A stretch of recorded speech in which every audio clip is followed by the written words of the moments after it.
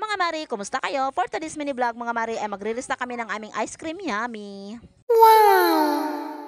Mag-iisang buwan pa nga itong naabil namin ng ice cream mga Mari, pero as of now is nakatatlong restock na nga kami. Di talaga namin expect mga Mari na papatok itong ice cream namin mga Mari, gawa ng wala nga masyadong tao dito sa aming lugar. Pero akalain mo nga naman mga Mari, di rin namin expect na yung mga tao pala dito ay mahilig sa ice cream, kaya ito at dinadayo na nga nila ngayon. Paano ba naman kasi mga Mari, yung kakompetensya namin mga Mari, yung 7-Eleven ay mas mahal naman doon isa amin ay makakabili sila ng tig 10 piso. Wow! Tama nga kayo nang narinig mga Mari, sa 10 piso ay kayang-kaya na nitong palamigin yung mainit mong ulo.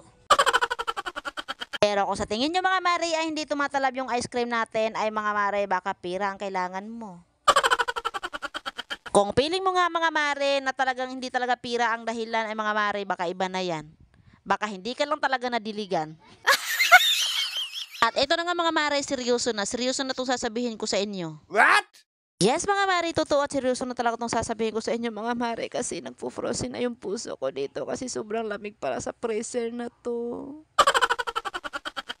At sa mga oras na to mga Mari, wala pa rin yung asawa ko. Alam niyo naman mga Mari, siya lang yung nagpapainit ng ulo ko.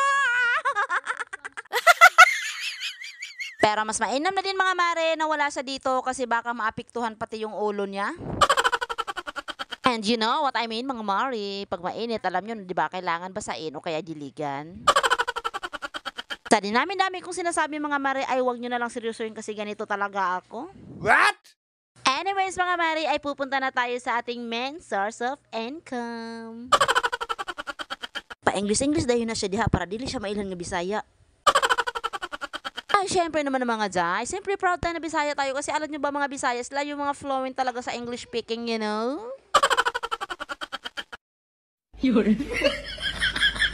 Pagdating nga niya mga Mari, agad nga niya pinainit yung ulo ko. Paano ba naman kasi mga Mari, dinidistract niya yung pag-video-video ko?